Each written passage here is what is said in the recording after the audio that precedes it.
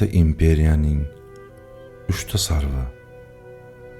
1991-yilda olingan ushbu eski suratga boqing. Ukraina, Xerson viloyati, Golopristin tumani, Novesburivka qishlog'i. SSR qurolli kuchlarining havo hujumidan mudofaa PVO kuni edi. Ko'kraklarimizda jangovar xizmatlarimiz uchun mukofotlar, ko'zlarimizda esa yoshlik va kelajakka ishonch. Bugungi kunda o'z tarixini ko'ra olmaydiganlarga qarab, ularga shunday degim keladi: sizlar hayotda hech narsani tushunmaysizlar va sizlarda umuman yurak yo'q. Bizga qarang, bu kadrlarga boqing.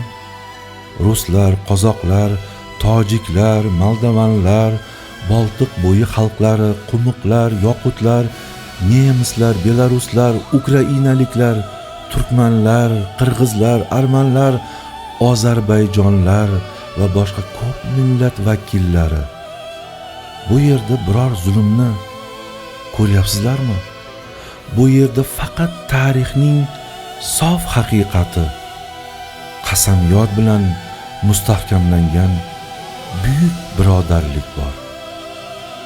Begona millatlar yo'q edi.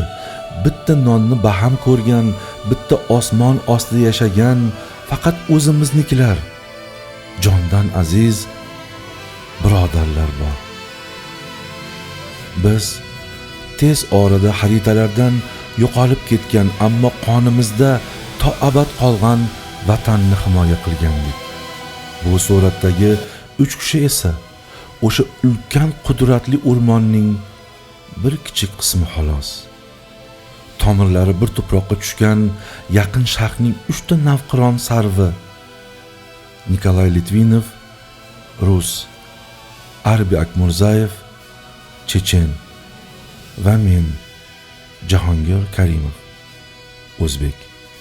Lekin o'sha ko'hna rivoyatdagidek taqdir o'tinchisi bizning ham ortimizdan keldi va tarixning shafqatsiz zarbalari bizni turli gulxanlarga uloqtirib yubordi. Arbi bizning mag'rur, yengilmas sarvimiz. U 99-yilda ikkinchi chechen urushining olovlarida yonib ketdi.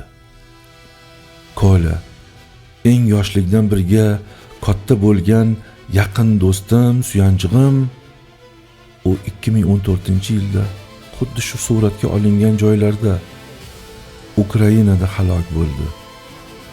U o'z oilasini olov ichidan olib chiqib ketishga harakat qildi, ammo artilleriya zarbasi hech kimni ayamadi. U eng yaqin insonlari bilan birga Mongollikka rihlat qildi. Hozir 2026-yil. Men yolg'iz o'zim qoldim. Men kesilgan o'rmonning xotirasini saqlab, yolg'iz o'zi qad rostlab turishdek eng og'ir qismat chekiga tushgan o'sha 3-chi sarvman.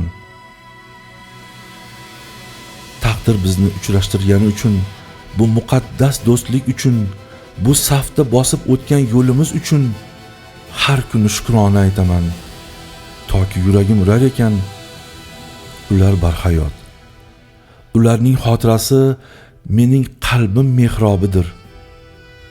Biz 3 kishi edik. Va har birimiz o'ziga xos edik. Birimiz shiddatli olovga aylandik, boshqamiz dashtlarning achchiq shamoliga. Men esa ularning xotirasiga soya bo'lib shu yerda qoldim. Lekin ishonamanki, Mongollikda tomirlarimiz yana tutashadi va biz yana bir safda turamiz.